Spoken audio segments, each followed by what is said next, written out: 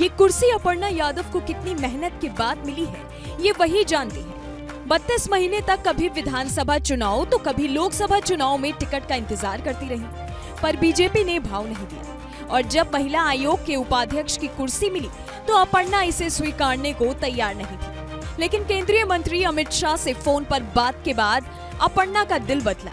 फिर सीएम योगी से मुलाकात में अपर्णा को एक ऐसा आश्वासन मिला कि वो खुलकर पॉलिटिक्स करने लगी।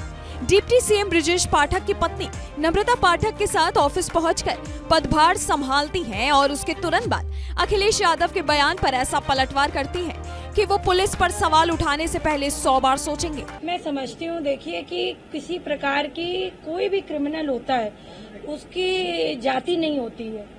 अब आप ये देखिए कि कितने सारे जो आतंकवादी हैं वो मुसलमान हैं, तो इसका मतलब जो है भैया पूछ उधर से रहें तो कहाँ से सामने देख लें।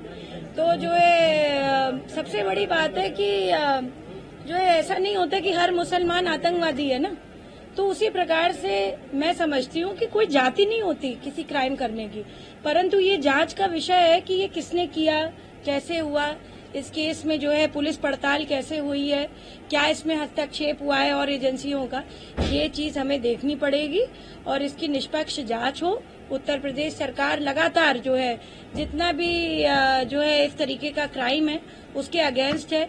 मैं समझती हूँ कि अगर ये एनकाउंटर हुआ है इसके पीछे जरूर कुछ कारण रहा होगा। इन कारणों पे हम लोग चर्चा शायद आगे करें तो ज्यादा बेहतर हो, जब जांच खुल करके हम सबके सामने आए।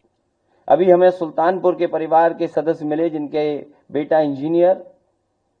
कोई कल्पना कर सकता है आज के समय पर कि मुंह पर टेप लगा दिया जाए, हाथ पैर बांध दिए जाएं और पीट पीट करके उसकी जान ले ली जाए? क्या ये सुल्तानपुर की पहली घटना थी? इससे पहले भी इसी तरह की घटना हुई थी। अगर आपको याद हो कि भारतीय जनता पार्टी से संबंधित रखने वाले ने एक हत्या की थी वहीं पर सुल्तानपुर में। और अभी जो झूठी कहानी पढ़ी जा रही है एनकाउंटर को लेकर के, कोई ऐसा व्यक्ति नहीं है जो न जानता हो कि भारतीय जनता पार्टी की सरकार में झूठे एनकाउंटर हो रहे हैं, हत्या की जा रही है। हालांकि इसके बाद एक सवाल के जवाब में अपर्णा यादव ये भी कहती है कि परिवार से तो बधाई मिलती रहती है।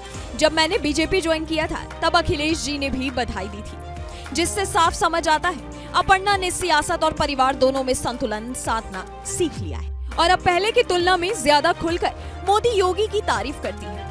योगी को भाई तो पहले से कहती रही है, लेकिन पहली बार उन्होंने खुद को अर्जुन और पीएम मोदी को परशुराम कहा है। और भारतीय जनता पार्टी बहुत बड़ा परिवार है और इसमें जो है मुझे लगता है कि आदरणीय प्रधानमंत्री जी परशुराम जी की तरह हैं।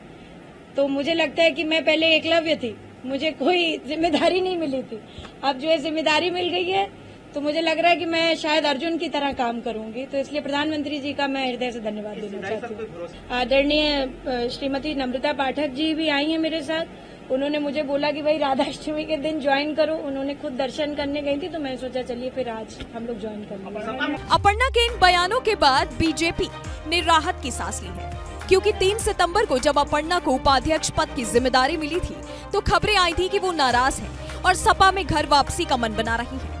चाचा शिवपाल से उन्होंने मुलाकात भी की थी, लेकिन बीजेपी इस बात को अच्छी तरह जानती है कि अपर्णा को जाने देने का मतलब बड़ा नुकसान हो सकता है। पर बिना कोई पद दिए अपर्णा को पार्टी में रखना मुश्किल था।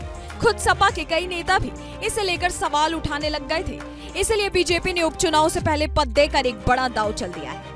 अपर्णा यादव ने महिलाओं के लिए जितने काम किए हैं उस हिसाब से उनके लिए ये पद सटीक बैठता है और हो सकता है योगी से मुलाकात में उन्हें आने वाले दिनों में कोई बड़ा पद देने का आश्वासन मिला हो, क्योंकि अपर्णा अगर मानी है तो कुछ तो कहानी होगी।